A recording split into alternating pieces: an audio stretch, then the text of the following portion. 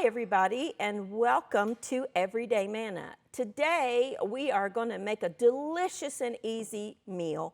We're going to make chicken Florentine casserole, some Italian potatoes, and a parsley herb bread that's a quick bread.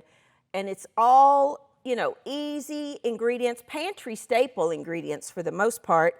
And we're going to get started. Now I'm actually going to get started on the bread because that takes longer than any of this. I have my oven preheated to 400 degrees and I have a small skillet here that I have on just medium heat. I'm going to saute just a couple of tablespoons of onion. If you don't have a fresh onion, you can use green onions or you could even use onion powder if you didn't have a fresh onion. For me, that's a pantry staple. I always have onion. I don't want the skin there. We're going to saute this in a little bit of butter, about a tablespoon or so of butter, until it's softened. Just kind of let that, you don't want to brown it, we're just wanting to soften it, so I'll just kind of let it do its thing right there, and we'll get started on the bread mixture. Now, I have here just some fresh parsley, and I'm going to chop a couple of tablespoons of this. Just gather it all together, run your knife through it. A few of the stems are fine, and then just, you know how we chop herbs here.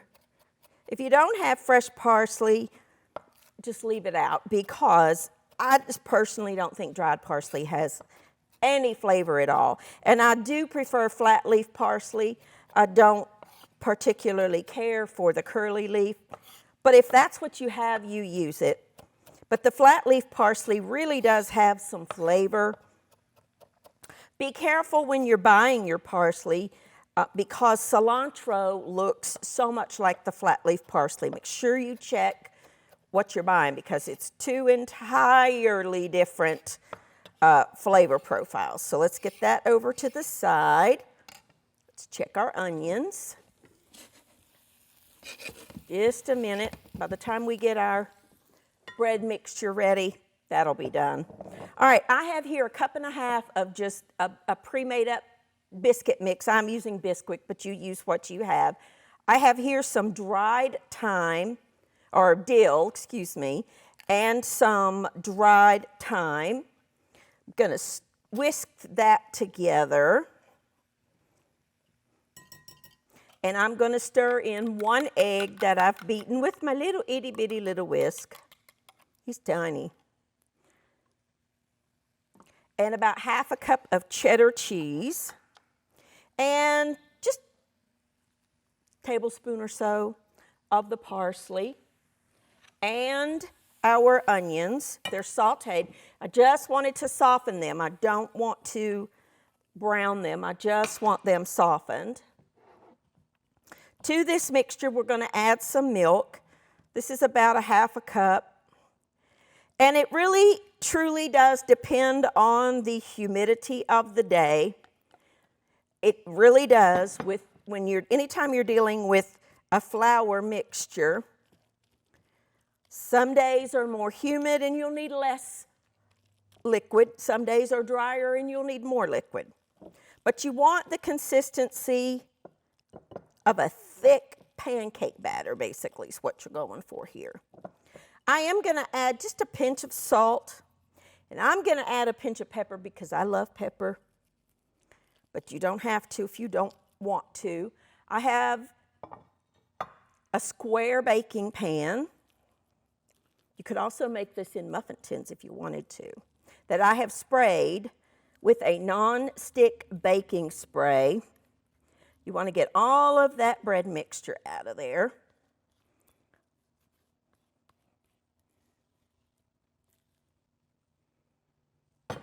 Okay, and spread that around in your baking dish. My oven is preheated to 400 degrees. And I'm going to just pat that out. It's a stickier dough, so just work with it a little bit. Doesn't have to be perfect, just get it all, of course, fluff up when you get it in the oven. And then get all that off of the little spatula. Clean hands. My hands are clean. Then I'm going to add and top it with a little bit more cheddar cheese. This is about a cup total. This is, I think I used maybe a fourth of the cup in there. That's plenty of cheese. And then I'm going to drizzle this with a couple more tablespoons of melted butter. Just kind of drizzle it over. And then I'm going to pop this in a 400-degree oven for about 20 minutes or so. And let that just bake for about 20 minutes. And then you're going to have a delicious and easy, quick meal. Now, let's get started. Let me put these in the sink behind me, making a loud mess. Now, when I wrote this recipe, I called for, got a piece of onion here. I called for cooked chicken, but my store did not have any rotisserie chickens ready, so we're gonna have to make do with, or not make do, but use a raw chicken. But if you have a pre-cooked chicken, like leftover roast chicken or a rotisserie chicken is perfect for this. But I just had some frozen chicken tenders that I had in the freezer, and I'm going to use them. I'm going to preheat my skillet here. I'm just going to cut these into bite-sized pieces. You want, about, I don't know, maybe 2 cups or so of chicken. Cut it into smaller pieces because this is going to be a casserole. Okay, this is just frozen chicken tenders, which, a lot of us have in our freezers. Keep it in there. For me, it is a pantry staple. I try to write recipes with ingredients that we either have on hand or that we can get easily. And chicken is one of those things that, for the most part, it's affordable and it's easy. If you like thighs or dark meat, by all means, you can use dark meat. You use what you like. Leftover is perfect for this recipe. Rotisserie chickens, I'm telling you, especially at places like Sam's or Costco, whichever one you have. You get them for like $5, and they're big, and they're delicious. You can't buy a raw chicken and cook it at home for that price. So this is perfect for that leftover rotisserie chicken that you have. Now, let me get this in here. Now, I need to wash my hands. I'm going to take a quick break and clean up. All I'm going to do is add a little bit of olive oil, about a tablespoon, to my pan and put my chicken in, wash my hands. When I come back, I'll show you how to finish up this recipe, and then we'll get started on some potatoes. I'll be back in just a few minutes.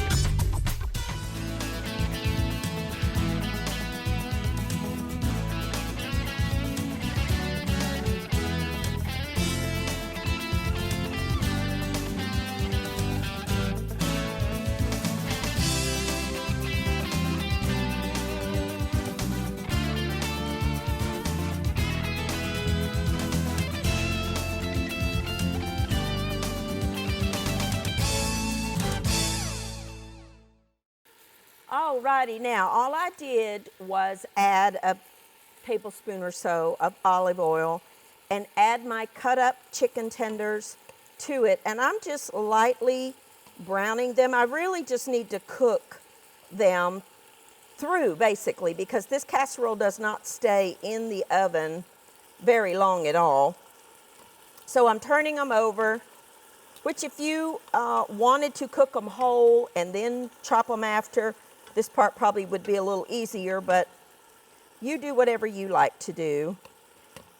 I noticed at the grocery store, not too awfully long ago, in the freezer department, they had chicken already cut up, and I was in the frozen department in like little small packages, diced up chicken. I thought that was so handy to have. I'm going to add a little bit of salt and pepper because remember, I'm not using pre-cooked chicken, which would already be seasoned. And again, if you're just tuning in, you can use, leftover rotisserie chicken, if that's what you have, or, leftover roasted chicken, or whatever you have. And if you're like me and you don't have any chicken left over, just cut up whether you like thighs or boneless, skinless breast, or in this case, it's tenderloin. This is also another recipe that you could do for leftover turkey, if you have a leftover turkey. Contrary to belief, turkey is not just for Thanksgiving. I like to buy the turkeys at Thanksgiving when they're so inexpensive and get, a couple of extra turkeys and pop them in my freezer, and then I've got a meal, and I can easily get 3-4 meals for my family, different meals, out of a big turkey. This year, I was so surprised when I was shopping with my son Aaron for Thanksgiving. We were at a local grocery store to me, and we found I think they were 49 cents a pound, which floored me, but it was a 30-pound turkey. I have never seen a 30-pound turkey in my whole life. I've seen plenty of like 20, 22, 24, even 25-pound turkeys, but I'd never seen a 30-pound turkey. It was just so big. We were shocked. But let's get started on this casserole. Now, I have just a baking dish, and I have one package of frozen chopped spinach that I thawed, and I just, pushed down on the spinach to get the excess liquid out. Now, you want to kind of spread this around. Anytime that you see a recipe that says Florentine, it's got spinach in it. This is a great way to get your kids to eat spinach. And I say this with all love in my heart. If you think you don't like spinach, you're wrong. If you've only had that nasty canned spinach, please don't judge spinach. I won't even eat that. That stuff is just terrible, I think, for me. But if you get frozen spinach, which to me, along with rotisserie chickens, is one of the biggest bargains in the grocery store, because do you know how much spinach, fresh spinach it takes to make that amount of, shrunk down cooked spinach? A whole lot. And these boxes of spinach or bags of spinach are like 88 cents, $1. You can always get them under $1 for, one box or package jar. They don't really come in boxes too much anymore, but the bags, I think this one was like 88 cents. So it's very inexpensive. You would pay a whole lot more if you had fresh spinach and cooked it and wilted it down. So this is a real bargain. And I always have fresh or frozen spinach in my freezer because I use it for recipes like this. I love it just sauteed with a little bit of pepper and soy sauce and sesame oil with an Asian type dish. It's delicious. I also love fresh spinach. I love fresh spinach salads. I love spinach anyway, except canned. Love creamed spinach. It's so good. So let's check on our chicken here. I cut them in small pieces. So let's make sure that it's cooked through, but I think it probably is. Yeah. You just want to make sure it's cooked through because we are not going to be cooking this very long in the oven. Then you want to take your chicken and put it over top of your spinach. Spread that around just a little bit. Make sure everybody's getting some chicken here. So good. Okay.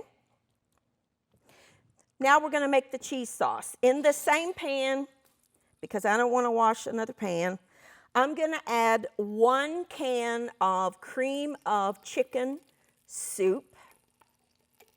Just regular old soup.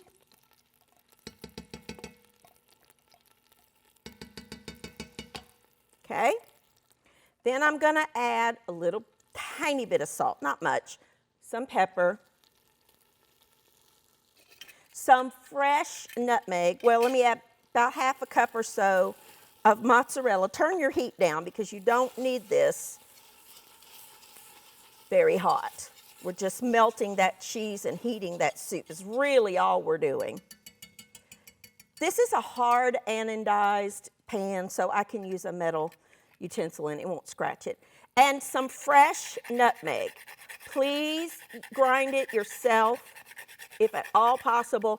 I found this little nutmeg grater years ago, but if you don't have one of these, you know, the microplanes that we all use now is fine. I'm actually going to grab just a tiny bit of water for that. Needs just to be thinned out just a little tiny bit. Let me grab a little bit of water. If you have chicken stock, that would be fine too. This is maybe, I don't know, 1/4 of a cup. I just want it to be a tiny bit thinner. Yeah, that's better. Whisk all that together. And you've got a delicious, easy cheese sauce. I mean, that could not be any easier. Okay?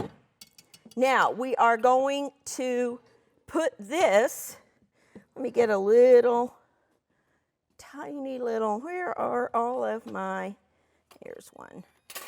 Want a smaller one, that'll work. We're going to spoon our cheese sauce. It's really melty. I'm left-handed and it's so hard on the camera angles, so forgive the pot being in your view here. All we're doing is putting that cheese sauce all over that wonderful mixture. Oh, it smells so good. Use your little scraper and get all that cheese out of there. Don't want to waste any of that deliciousness. That's a really easy way to make a delicious cheese sauce. Spread that out over your chicken.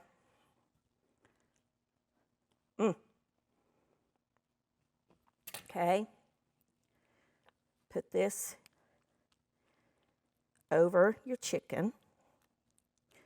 Just, it's kind of stringy because of the mozzarella, but hey, that's good. I can remember when I was a little girl, we lived in Baltimore. I was born in Baltimore, Maryland. And we would go to the farmer's market, and Daddy would get us, there was a pizza stand there, because we didn't go out to eat. And they had pizza, and when you would lift up that slice, all of that stringy cheese would come down. I still remember that. As a, you know, and that's been 50 years ago, literally. So good. Then we're going to top it with a little bit of shredded Parmesan cheese. And this is going to make a crust over top. If you don't have any Parm, you can use some more mozzarella would be fine. And, well, I'll wait and put that on after. All right, I'm going to pop this in a 350-degree oven for about 15 minutes. And while this is baking, we'll get started on our side dish, which is some Italian potatoes. I'll be back in just a minute.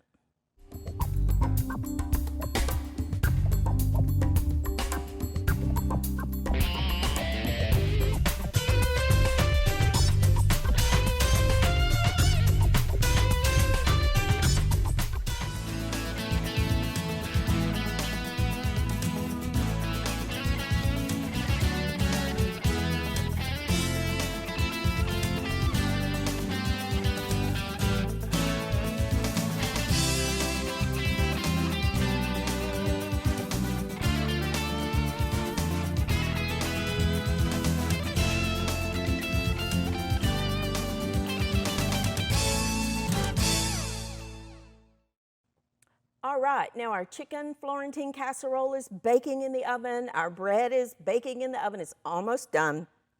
And to go alongside our chicken, I wanted to do a recipe that is easy.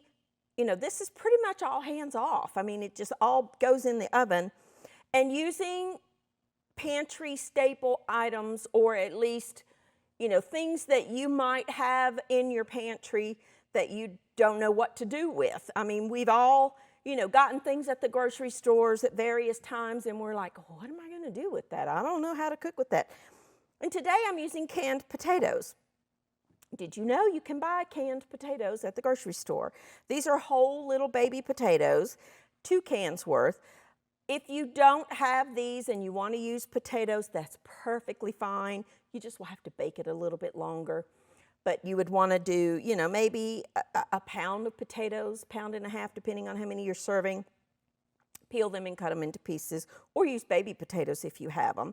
I have here some dried rosemary and garlic that I'm going to put in there. I'm going to add a little bit of salt and a little bit of pepper to your taste, and a couple of tablespoons. I'm using olive oil, but you can use whatever you have, it's fine. Want to coat these. I lined a baking dish with some non-stick foil because I just think, I love this stuff. It's one of my favorite tools to have in the kitchen. You want to stir these potatoes all together to make sure that they are good and coated, and then put them in your pan. That olive oil smells so good. Get them in a single layer as much as you can. And we're going to pop them in a 400-degree oven for about 20 minutes or so until they start getting golden and crisp and warm through. You got to remember, they're cooked. If you're using canned potatoes, they're already cooked. So what we want to do is just warm them up through, but we also want to get like a little bit of a crispy coating on the outside. So we'll pop these in a 400-degree oven and let everything cook. I'm going to take a quick break. When I come back, everything will be done, and I'll show you how to serve all of this. And then the best part, we're going to eat. So I'll be back in just a minute.